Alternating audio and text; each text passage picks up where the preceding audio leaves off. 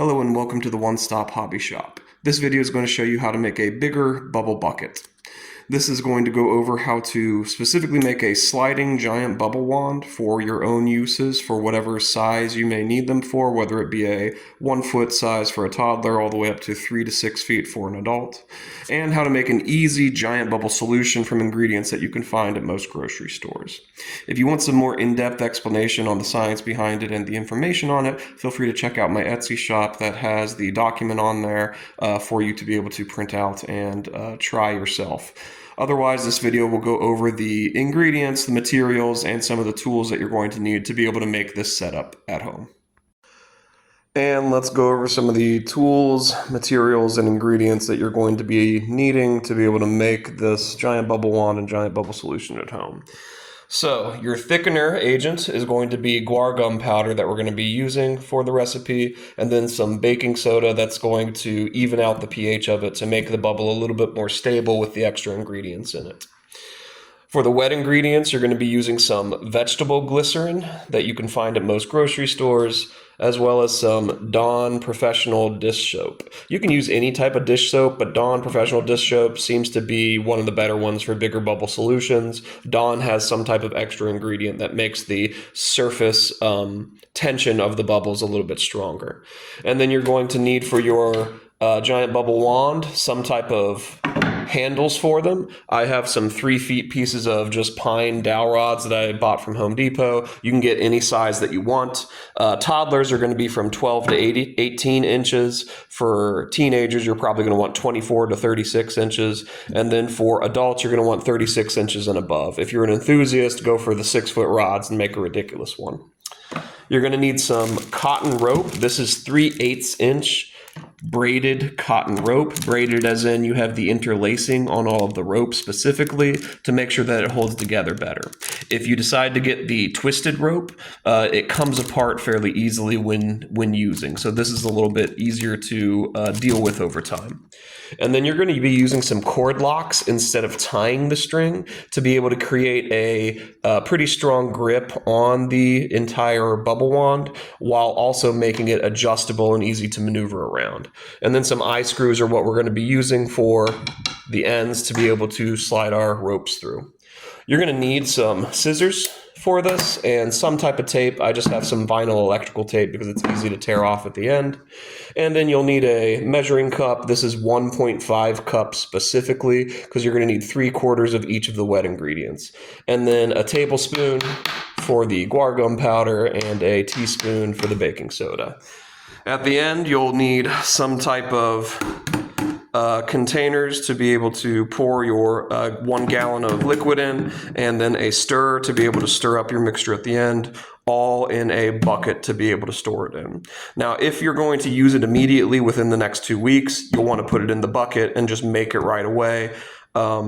And store it until you're ready to use it. If you're going to store it for longer and you want to use it years from now, you can store the wet ingredients and the dry ingredients separately in smaller containers without the water added to it.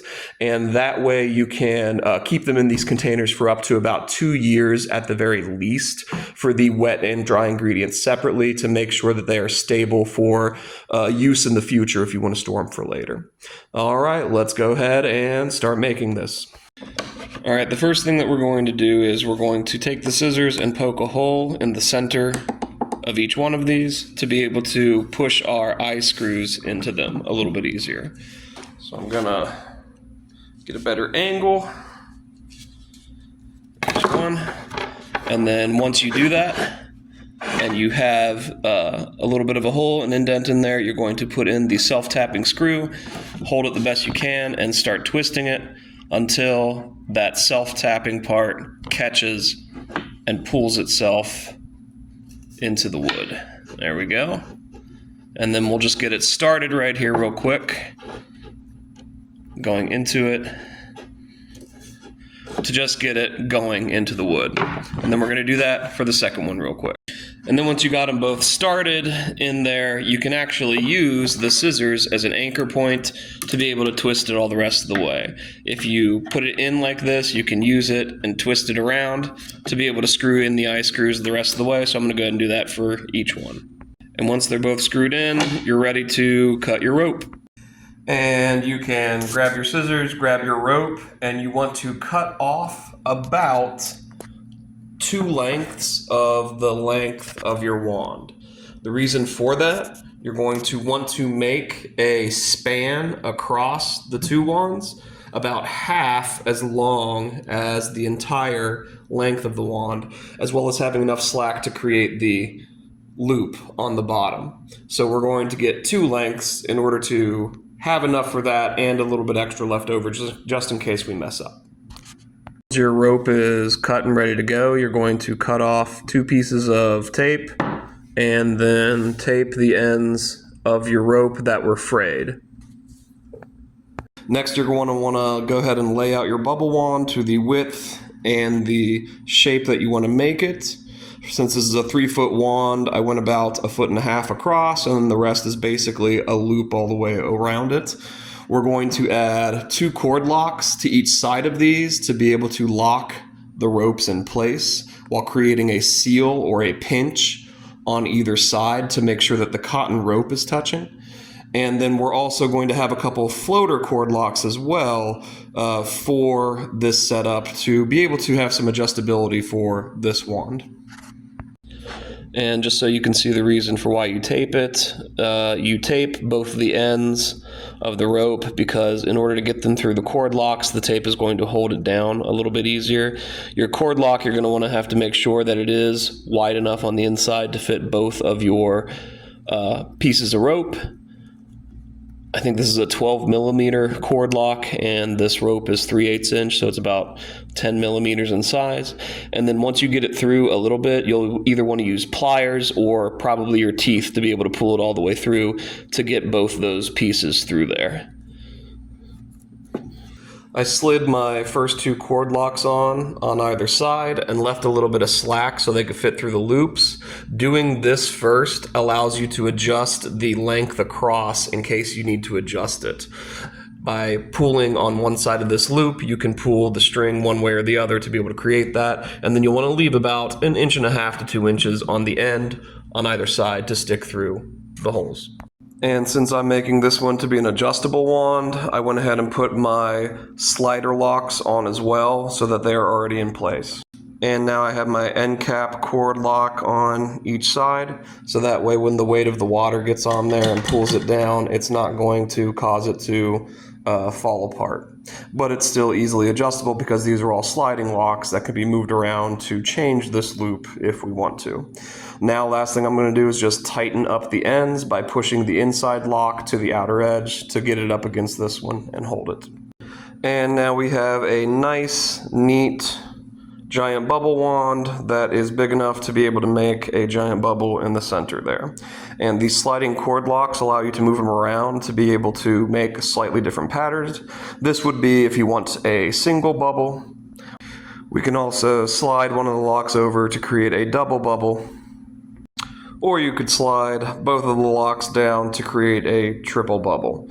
Basically, you could keep on setting this up and adjusting it however you need, depending on how long your cord is and how many cord locks you actually have. So this is a versatile design to be able to make quite a few different capabilities out of them.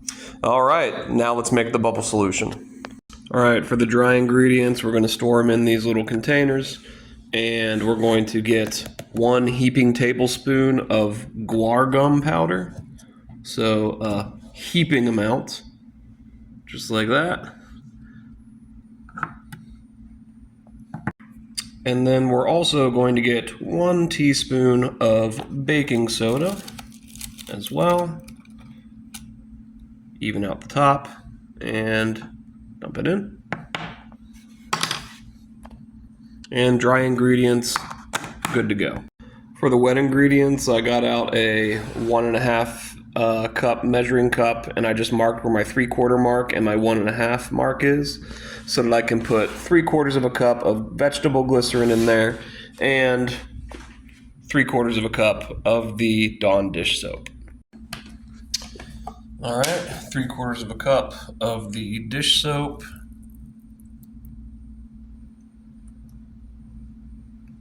Right about there. and 3/4 of a cup of the vegetable glycerin.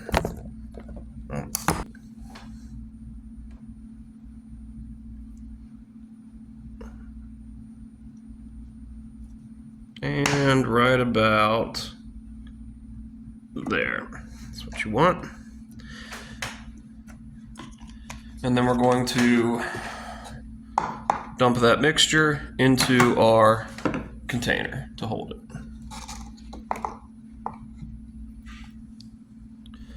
And now your wet ingredients are good to go.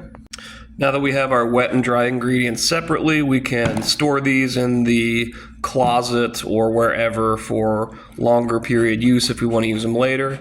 Both, if you keep these two separate, they'll last a couple years at the least for both the dry ingredients and the wet ingredients.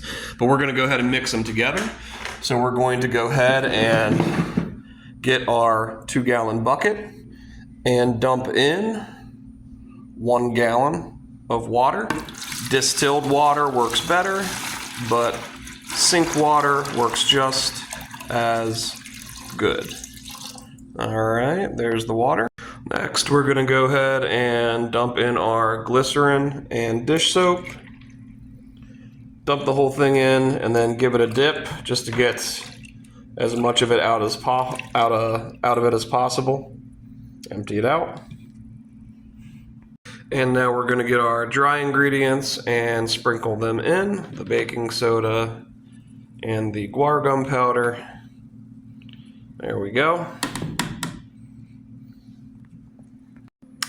And then we're going to just give it a 5-minute mix.